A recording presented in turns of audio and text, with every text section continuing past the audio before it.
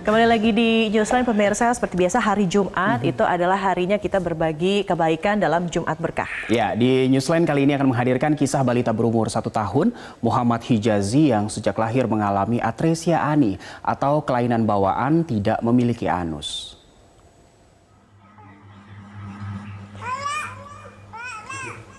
Siti Aisyah, sang ibu, dan Evi Susanto, ayah Hijazi, tak pernah menyangka putra tercintanya harus berjuang melawan penyakit bawaan tidak memiliki lubang anus. Meski demikian, Hijazi seperti balita seusianya tetap ceria dan hal ini pula yang menguatkan kedua orang tua Hijazi untuk terus mengupayakan kesembuhannya.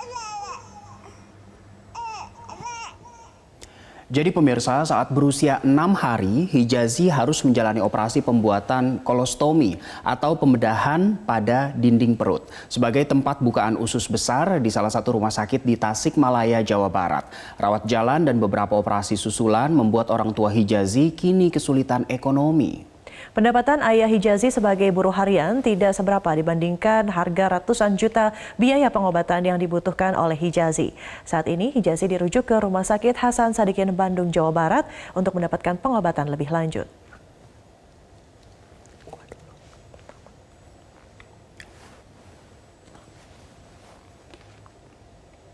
Dan untuk Anda para dermawan yang tergerak untuk membantu Hijazi, berikut kami hadirkan cara untuk mendonasikan sedikit rezeki Anda untuk kesembuhan Hijazi melalui benihbaik.com.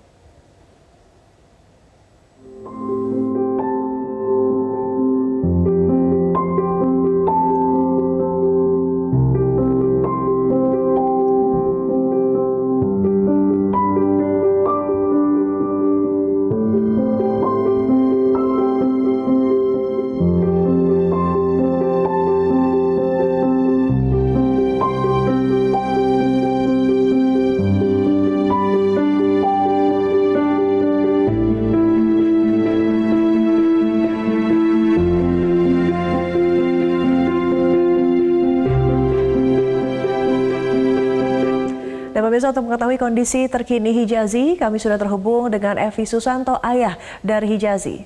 Pak Evi, selamat siang Pak Evi. Ya, selamat siang. Pak Evi, kami turut bersimpati dan berempati atas apa yang harus dialami Hijazi. Tapi saat ini kondisi Hijazi seperti apa, Pak? Ya, kondisinya ya masih disebut bilang ya normal seperti kayak anak nggak punya sakit gitu. Tapi kalau untuk ininya masih perawatan tiap hari ke rumah sakit. Dari usia 6 hari sudah melakukan operasi kolostomi, Pak Evi, lalu operasi susulan apa lagi yang harus dijalani oleh adik Hijazi?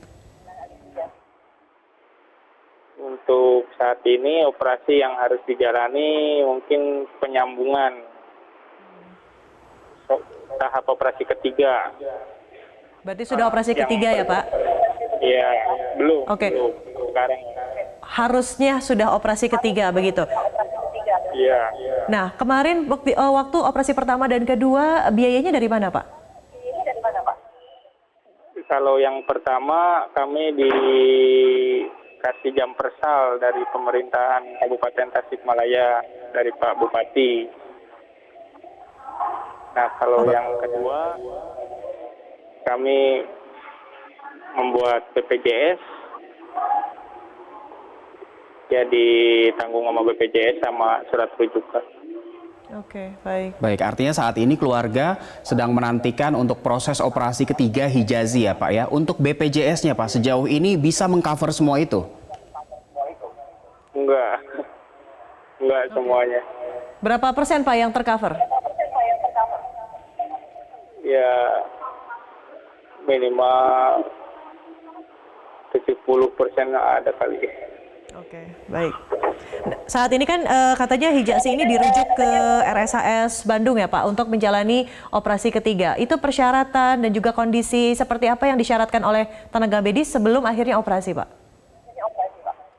Ya, pertamanya ya harus Hijazinya harus sehat, harus dengan kondisi berat badan terutama. Nah, sekarang yang jadi gejalanya karena ditunda operasi ketiganya ya berat badannya ini nggak naik-naik. Oke. Baik, jadi Pak syaratnya harus memiliki berat badan berapa kilogram agar bisa dioperasi, tapi Hijazi sekarang beratnya berapa memang? kilo sekarang. Sekarang 6 kilo. Syaratnya untuk melakukan operasi berapa kilo, Pak? Minimal ya 10 sampai 12 kilo. Ya, itu yang masih diupayakan keluarga ya, agar berat badannya harus naik dulu agar bisa menjalani operasi. Baik, jadi Pak, sejauh ini rencana keluarga seperti apa? Karena kan Bapak domisili di Tasikmalaya, sementara ini kan di Hasan Sadikin, Bandung. Rencana keluarga seperti apa? Ya, rencana kami ya terus di sini berjuang untuk nyembuhin anak. Gitu. Ini Bapak sekarang di Bandung? Bandung. Tinggal di tempat siapa, Pak? Di sini ada rumah singgah sih namanya. Kalau dibilang di sini emang Ada rumah ada singgah. Rumah singgah ya. Baik, Pak Evi, tadi Anda katakan bahwa BPJS kurang lebih mengcover 70% dari biaya pengobatan saja. Kalau boleh sebut angkanya, kira-kira kebutuhan untuk mengobati Hijazi ini berapa rupiah, Pak? ya kalau untuk sampai mencapai operasi saya nggak bisa nargetin sih Pak. Soal kadang nggak tentu juga sih. Oke, biaya terakhir di operasi kedua ada di angka berapa, Pak? Biaya operasi ya di angka yang kedua itu kurang lebih habis 30 sampai ya kurang lebih 30 juta deh kalau nggak salah. Iya. Kurang lebih 30 juta untuk membayar 30% yang tadi harus dibayar begitu ya. Pak Hijazi sendiri sekarang berpenghasilan dari mana dan mencari dana atau biaya tambahan untuk kesembuhan Hijazi seperti apa, Pak?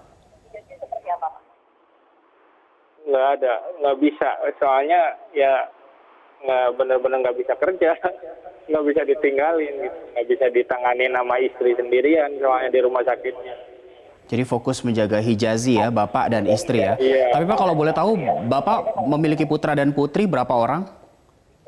Ini anak pertama kami, Pak. Hijazi punya adik? Enggak. Baik, artinya kalau Bapak dan Ibu fokus menjaga Hijazi dan tidak bekerja, untuk kebutuhan sehari-hari seperti apa? Ya itu sih, kita dibantu sama kadang ada di rumah singgah, ada yang ngasih gitu. Oke, jadi intinya betul-betul tidak bisa untuk bekerja karena menjaga adik Hijazi. Dokter sudah memberikan gambaran tidak Pak, begitu operasi ketiga itu berarti akan selesai atau akan ada operasi-operasi selanjutnya? Udah ngasih gambaran dokter. Kalau udah operasi ketiga, dokter udah bilang itu udah selesai. Udah tahap terakhir. Alhamdulillah. Jadi kita betul-betul menunggu sampai ini dananya terkumpul, sampai akhirnya adik Hijazi juga mencapai berat badan ideal, tadi minimal 10 kilo. Syarat-syarat operasi tadi ya. Betul, karena saat ini adik Hijazi hanya berbobot 6 kilo. Betul. Begitu ya. Baik, keluarga sendiri seperti apa Pak bentuk dukungannya? Ya, keluarga alhamdulillah. Ya sebatas doa. Banyak doa dan kita juga sama-sama berdoa ya Pak untuk kesembuhan adik Hijazi. Semoga dengan tayangan ini bisa menggerakkan hati para pemirsa setia Metro TV, orang-orang baik seperti Anda untuk membantu Hijazi lekas sembuh dan menjalani operasi ketiga. Ya. Terima kasih Pak Evi di Bandung, Jawa Barat.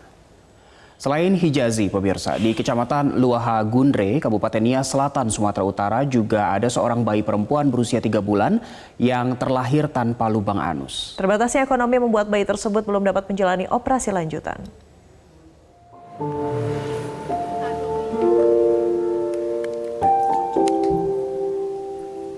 Grisel Sorayandraha, bayi perempuan berusia 3 bulan, anak dari pasangan Sanjayandraha dan Rawati Moho, asal desa Hilimaina Molo, Kecamatan Luaha Gundre, Kabupaten Nias Selatan, Sumatera Utara. Meski terlihat tidak rewel, Grisel lahir dengan menderita atresia ani atau memiliki kelainan lahir tanpa lubang anus. Saat usia Grisel tepat 3 hari, ia sempat menjalani operasi di RSUD Gunung Sitoli agar ia dapat buang air besar melalui saluran pada bagian perut kiri. Terbatasnya ekonomi kedua orang tua Grisel yang hanya bekerja sebagai guru honor membuat Grisel belum dapat melanjutkan operasi lanjutan. Saat ini kedua orang tua Grisel hanya mampu membelikan keperluan alat bantu kantung kolostomi sebanyak 5 kantung seharga Rp5.000 per kantungnya untuk menjaga agar saluran pembuangan di perut kiri Grisel tetap steril. Jadi dokter bilang harus dirujuk ke Medan karena di Mustoli nggak bisa dioperasi untuk membuka lubang anusnya. Mengenai dana, semoga aja ada yang bisa membantu kami, baik dari keluarga ataupun dari pihak lain. Kini bayi Grisel Sorayan Raha membutuhkan bantuan dari para dermawan dan pemerintah agar Grisel dapat menjalani operasi dan dapat tumbuh seperti anak lainnya. Dari Kabupaten Nias Selatan, Sumatera Utara, Daniel Simanjuntak, Metro TV.